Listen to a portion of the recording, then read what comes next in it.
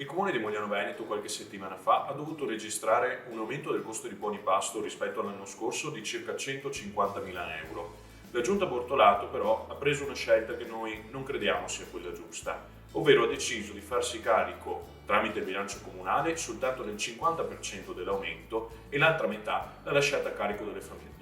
Una scelta diversa da quella che hanno fatto altri comuni vicini come quello di Preganziol, dove il sindaco Paolo Galeano ha invece assunto il 100% di quelli che erano gli aumenti di spesa del costo dei buoni pasto con il proprio bilancio comunale. Ma come hanno diviso Bortolato e i suoi questo aumento di costi per le famiglie? Ci sono 20 centesimi in più soltanto per le famiglie dei residenti e ben 1,41 euro in più a buono pasto per le famiglie dei non residenti. Per quest'ultimi significa che a fine anno potrebbero avere un aumento per famiglia di quasi 1.000 euro. Ma chi sono queste famiglie non residenti? Si tratta per lo più di giovani coppie formate da ragazze e ragazzi che per il prezzo a metro quadro altissimo che c'è all'interno del nostro comune hanno deciso di spostarsi nei comuni limitrofi, ma mantengono ancora nel nostro territorio le loro reti amicali, le loro reti parentali, ed è qui che fanno sport, ed è qui che portano i bambini a scuola, ed è qui che hanno la loro famiglia. Stiamo parlando di 250 famiglie,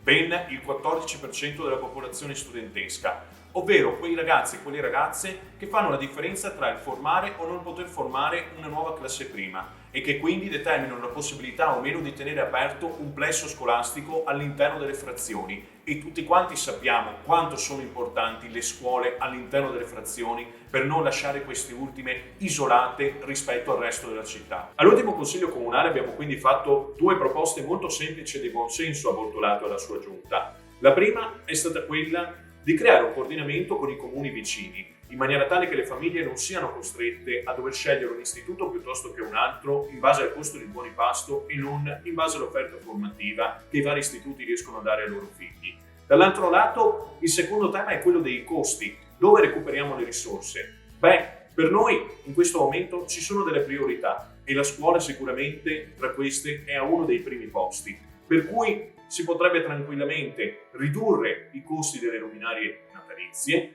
e magari spostare all'anno prossimo la festa di San Martino, e solo facendo questo riusciremo a ricavare quei 60-70 mila euro che ci permetterebbero di abbassare di molto l'aumento del costo dei buoni pasto a carico di queste famiglie. Ovviamente la proposta, come tante di quelle che abbiamo fatto in questi anni all'opposizione, non è stata accettata, ma noi non demordiamo e porteremo avanti questa battaglia anche nei prossimi mesi, quando andremo a discutere il bilancio per l'anno prossimo.